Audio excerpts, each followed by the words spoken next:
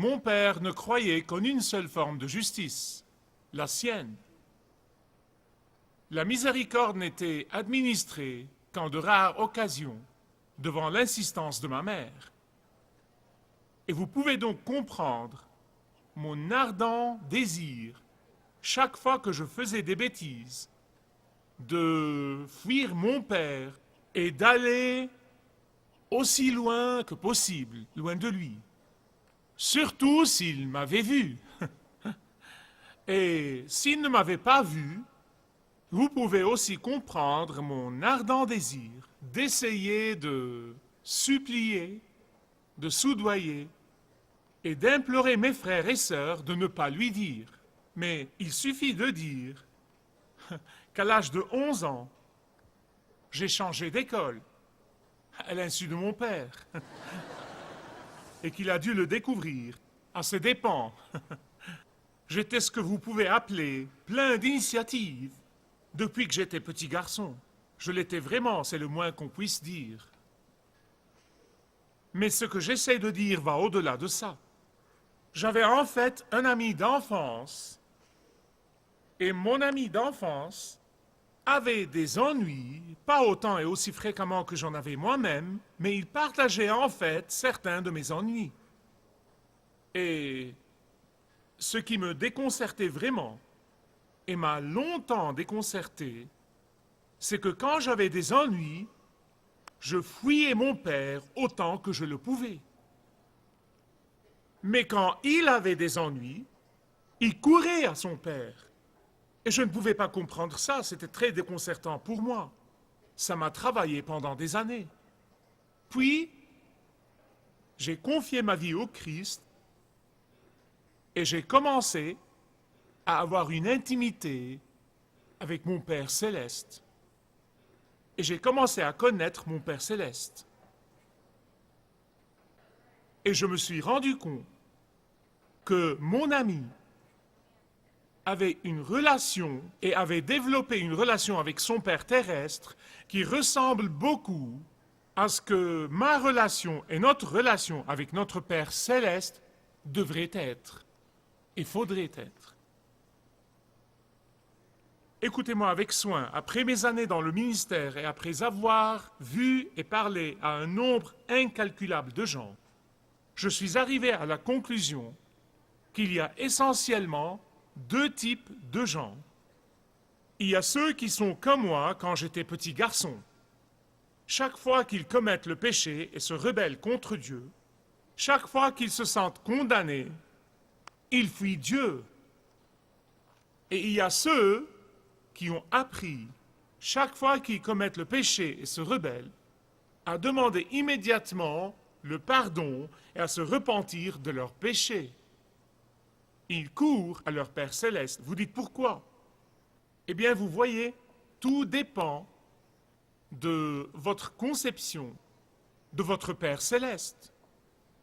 Si vous considérez que votre Père céleste est arbitraire et vindicatif et qu'il est furieux concernant vos péchés et vos transgressions, si vous considérez que votre Père céleste attend impatiemment que vous veniez lui demander pardon pour vous faire subir sa colère, vous allez de suite le fuir par ignorance. Ou vous considérez votre Père céleste comme le Dieu de miséricorde et le Dieu de grâce et le Dieu de compassion qui désire ardemment que vous veniez à lui et que je vienne à lui dans le repentir pour chercher son pardon. Tout dépend de ça. Mais voilà le problème, écoutez-moi avec soin.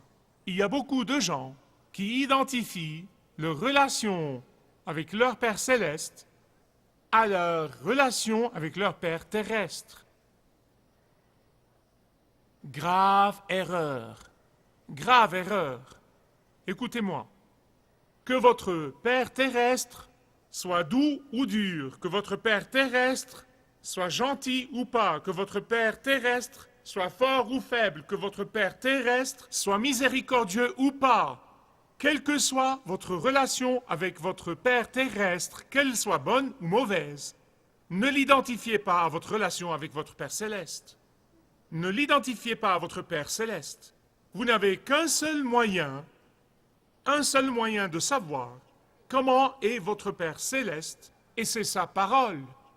Il n'y a qu'une seule manifestation de comment est votre Père céleste, et c'est son Fils, le Seigneur Jésus-Christ. Il n'y a qu'une seule et unique source par laquelle vous pouvez comprendre comment établir un rapport avec votre Père céleste, et c'est la Bible. Et donc, mes amis, dans Josué chapitre 20, là, vous entrevoyez le caractère de votre Père céleste. Vous entrevoyez le Père céleste miséricordieux. Ouvrez avec moi, si vous ne l'avez pas encore fait, à Josué chapitre 20. Nous avons vu, dans les quelques derniers messages, comment Dieu a surnaturellement pourvu aux besoins de son peuple. Nous avons vu comment Dieu leur a fait surnaturellement passer le fleuve des impossibilités. Nous avons vu comment la muraille impénétrable de Jéricho s'est surnaturellement écroulée devant eux. Nous avons vu comment Dieu les a aidés avec compassion à s'occuper de leurs péchés, à se repentir, à se tourner vers lui. Nous avons vu comment Dieu leur a surnaturellement donné la victoire sur des ennemis puissants. Nous avons vu comment Dieu a partagé la terre promise entre eux. Nous avons vu dans le dernier message comment il les a réprimandés quand ils ont négligé de réclamer l'héritage qu'il leur avait donné. Et là, dans le chapitre 20, Dieu leur apprend à exercer la justice, à exercer la miséricorde et à exercer la compassion. Comment? En construisant 6 villes de refuge. 6 villes de refuge. Ce n'était pas une nouvelle idée où Dieu a dit « Hé, à propos, maintenant que vous avez partagé la terre, commencez à construire 6 villes de refuge. » Non, non, non. Cela leur a en fait été donné dans le livre de l'Exode. Dieu avait dit à Moïse d'établir des villes de refuge. Et nous allons voir pourquoi et la signification dans un moment. Dans Exode, chapitre 21. Et puis, il leur a détaillé ce qu'ils devraient faire dans le livre des Nombres, chapitre 35, et dans Deutéronome, chapitre 19.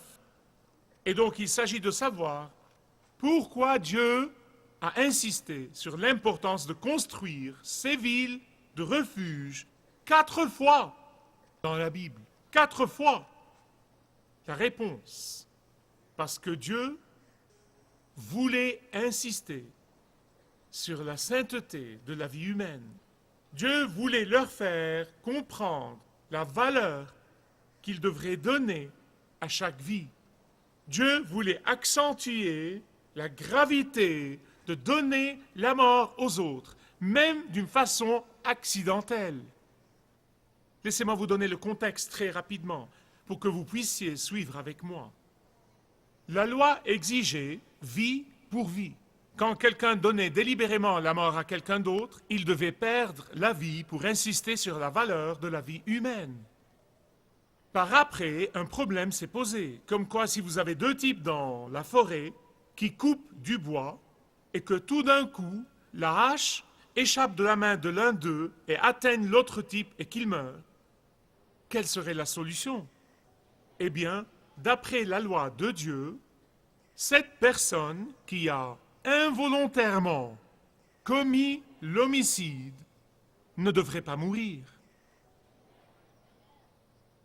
Mais le danger, bien sûr, c'est que vous avez le parent le plus proche ou le frère ou l'oncle qui disent « Je m'en moque, volontaire ou involontaire, je vais le tuer. Je vais le tuer et me venger et j'ai la loi de mon côté. » Et donc Dieu, le Dieu de justice, le Dieu de miséricorde, le Dieu de compassion, le Dieu de grâce, a dit à Josué de construire 6 villes partout dans la terre d'Israël, 3 de chaque côté du fleuve du Jourdain. Quel était le but? À quoi ces villes serviraient-elles? Elles devaient être des villes dans lesquelles un homme qui a tué, qui a commis l'homicide involontaire, s'enfuirait et trouverait refuge. Mais ce n'était pas tout. Le chemin qui menait à ces villes de refuge devait être en excellentes conditions. Mais ce n'était pas tout. Les croisements qui menaient à ces villes de refuge devaient être bien signalisées et balisées. Mais ce n'était pas tout. Les chemins qui mènent aux villes de refuge devaient être très clairs, avec des panneaux qui disent « Refuge, refuge, refuge ». Mais ce n'était pas tout.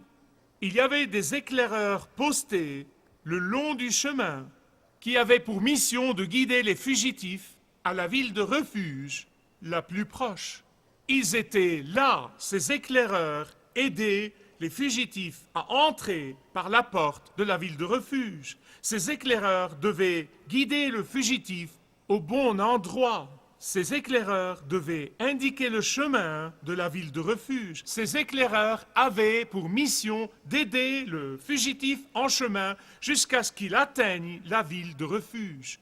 Puis quand le fugitif arrive là, sans doute essoufflé, sans perdre une minute, il présentera son cas aux anciens de la ville qui forment la cour de la ville de refuge. Et la cour prendra une décision provisoire, une décision rapide, de lui donner asile jusqu'à ce qu'une date pour un procès adéquat soit fixée. Et si ce fugitif est disculpé de meurtre prémédité, il doit habiter à l'intérieur de la ville de refuge jusqu'à la mort du grand prêtre. Après la mort du grand prêtre, le fugitif reviendra dans sa maison, reviendra dans sa ville, dans sa communauté et accomplira son devoir de citoyen. Vous dites, minute Michael, j'ai compris tout ça, j'ai compris tout ce que tu as dit, sauf cette question de la mort du grand prêtre. Pourquoi ce fugitif ne peut être libéré qu'à la mort du grand prêtre? Écoutez avec soin, s'il vous plaît. Parce que la mort du grand prêtre était la seule rançon de l'homicide involontaire. La mort du grand prêtre était la seule rédemption pour le verdict de culpabilité. La mort du grand prêtre était la seule expiation du péché de cet homme. Seule la mort du grand prêtre donnait en fait satisfaction au système de justice. Maintenant, si vous n'avez pas compris la situation, vous le ferez dans une minute. Si vous n'avez pas commencé à crier au-dedans de vous, j'espère que vous allez crier en dehors de vous, quand vous la comprendrez vraiment. Écoutez avec soin. Vous et moi sommes les coupables. Nous sommes nés avec la culpabilité. Nous sommes nés avec le péché. Nous avons hérité le péché d'Adam. Et par conséquent, le mot coupable était écrit partout sur nous. Nous étions coupables de désobéir à la loi de Dieu. Nous étions coupables de vivre pour le moi. Nous étions coupables d'ignorer et de snober un Dieu saint et juste. Nous étions coupables d'insoumission et de désobéissance au Dieu vivant, au Dieu créateur et au Dieu rédempteur. Que nous l'ayons fait en connaissance ou par ignorance ne change rien du tout. Que nous l'ayons fait délibérément ou pas, ça ne change rien du tout. Les tribunaux du ciel se sont réunis et ont dit coupable comme accusé. Vous êtes nés dans le péché, vous pratiquez le péché, vous vous aliénez, vous êtes nés séparés du Père céleste. Et les cours du ciel nous ont déclarés tous coupables. Nul de nous qui est né n'est pas né coupable. Oh, mais un éclaireur le long du chemin, un éclaireur le long du chemin, nous a dit où nous pouvons trouver la ville de refuge. Un éclaireur quelque part en chemin nous a dit que nous pouvons trouver la place de refuge, que nous pouvons être délivrés de la culpabilité, que nous pouvons échapper à l'emprise du péché. Il nous a dit que nous pouvons échapper au jugement du péché, que nous pouvons être épargnés. Ces éclaireurs nous ont dit où se trouve la ville de refuge. Ils nous ont dit qui est la ville de refuge. Et maintenant, après être venus à la ville de refuge, nous recevons l'expiation, nous recevons le pardon et la restauration et la guérison. Quand nous venons à la ville de refuge, nous nous libérons non seulement du péché, mais encore du salaire du péché. Vous voyez, parce que le grand prêtre, est mort sur la croix pour nous. Nous avons par conséquent été rachetés. Et maintenant, vous et vous et vous et vous et moi sommes les éclaireurs. Maintenant, nous sommes ceux qui montrent le chemin de ville de refuge. Nous sommes les éclaireurs qui aident les autres à échapper à la mort et au jugement et à la colère à venir. Nous sommes les éclaireurs qui aident les autres à trouver une échappatoire à la mort éternelle, parce que c'est l'appel de Dieu pour nous. Et quand un pécheur repentant entre et découvre que le suprême grand prêtre, pas n'importe quel haut prêtre, mais le suprême grand prêtre, est mort sur la croix pour lui, que la mort du suprême grand prêtre sur la croix l'a complètement libéré, que la mort du suprême grand prêtre sur la croix a entièrement satisfait aux demandes des tribunaux du ciel en sa faveur, que la mort du suprême grand prêtre a payé la rançon pour chaque individu repentant sur terre, quel que soit son âge, quelle que soit sa couleur, quelle que soit sa race et quelles que soient ses origines, quelle que soit sa provenance, que la mort du grand prêtre, du suprême grand prêtre, était le seul et unique moyen que Dieu nous a donné pour le pardon et la restauration et la réconciliation avec lui, que la mort du suprême grand prêtre nous a libérés complètement du péché et de la condamnation du péché et du salaire du péché et de la malédiction du péché. La mort de ce suprême grand prêtre nous a donné la vie éternelle et une nouvelle vie dans le Christ. Amen, et de rigueur ici. Amen. Vous voyez, c'est pourquoi le psalmiste, dans le psaume 46, verset 1, regarde avec les yeux de la foi et il voit le Christ qui vient dans le monde. Et il y a beaucoup de prophéties dans les psaumes, mais dans celui-ci, il dit « Dieu est notre refuge et notre force, un secours qui ne manque jamais dans les détresses. » Et c'est pourquoi l'apôtre Paul peut repenser à la croix de Jésus-Christ et à sa résurrection d'entre les morts et dire dans Romains chapitre 8, verset 1, « Il n'y a donc maintenant aucune condamnation pour ceux qui sont dans le Christ Jésus. » Et c'est pourquoi l'auteur de l'Épître aux Hébreux nous dit dans le chapitre 6, verset 18, « Nous dont le seul refuge a été de saisir l'espérance qui nous était proposée. »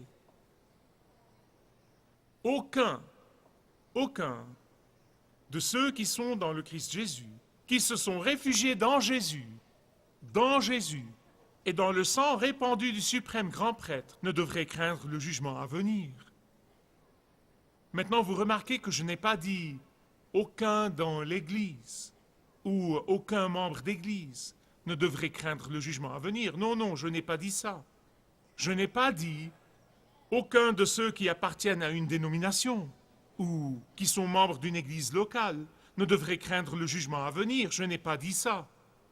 J'ai juste dit ceux qui se sont réfugiés où? Dans Jésus. Ils ne devraient pas craindre le jugement de Dieu quand ils viennent se réfugier dans Jésus. Et si vous n'avez jamais fait ça, vous pouvez le faire aujourd'hui. Vous pouvez le faire aujourd'hui. En fait, je peux vous dire par l'autorité de la parole de Dieu que ceux qui sont dans l'Église, mais ne se sont jamais réfugiés dans le sang répandu de Jésus-Christ, devraient avoir le plus peur. Pourquoi? Parce qu'ils seront jugés plus sévèrement que ceux qui ne l'ont jamais entendu. Écoutez-moi sur ce point. L'Église n'est pas une ville de refuge. Vous avez compris? Dites Amen. Je sais qu'il y a des gens qui enseignent cela, mais l'Église n'est pas une ville de refuge. L'Église est le panneau indicateur qui indique la direction et qui dit « Allez à la ville de refuge, allez à Jésus ».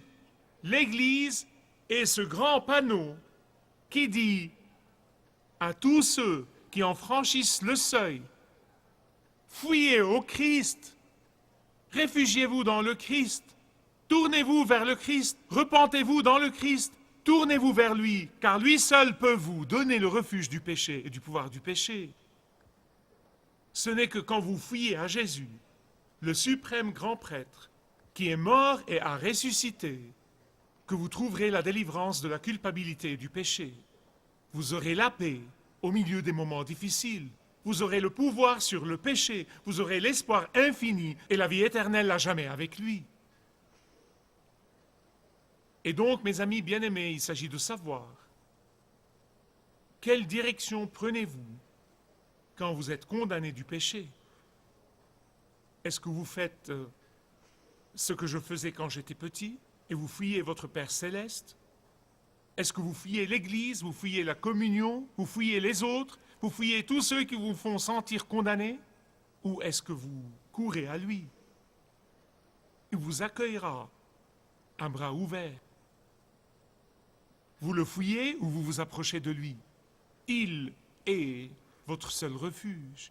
Il est le suprême grand prêtre qui est non seulement mort, mais a ressuscité encore. Laissez-moi m'adresser à ceux d'entre vous qui ont connu Jésus pour beaucoup d'années. Mais restez là à vous croiser les bras.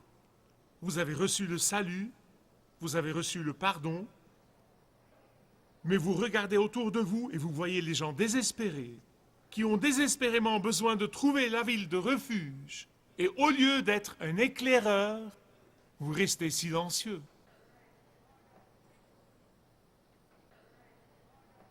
Vous savez où est le pardon, la restauration et la guérison, mais vous ne montrez jamais le chemin.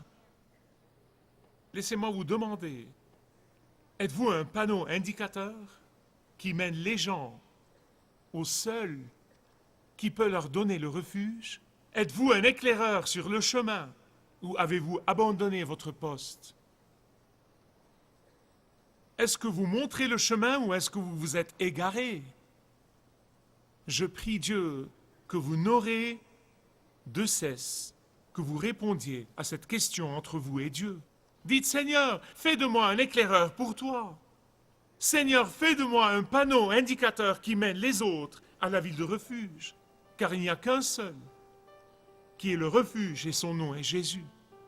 Vous voyez, Satan aime vous laisser dans votre péché, dans votre addiction. Il aime vous convaincre que ces chaînes ne peuvent être brisées. Mais je suis là pour vous dire que la parole de Dieu dit autrement. Elle dit que quand vous courez à la ville de refuge, quand vous courez à Jésus-Christ, il vous libérera. Si vous désirez connaître Dieu d'une manière personnelle, demandez le livret « Retrouvez la joie que vous avez toujours désirée » et vous pourrez découvrir l'amour de Dieu pour vous et apprendre comment expérimenter son pardon.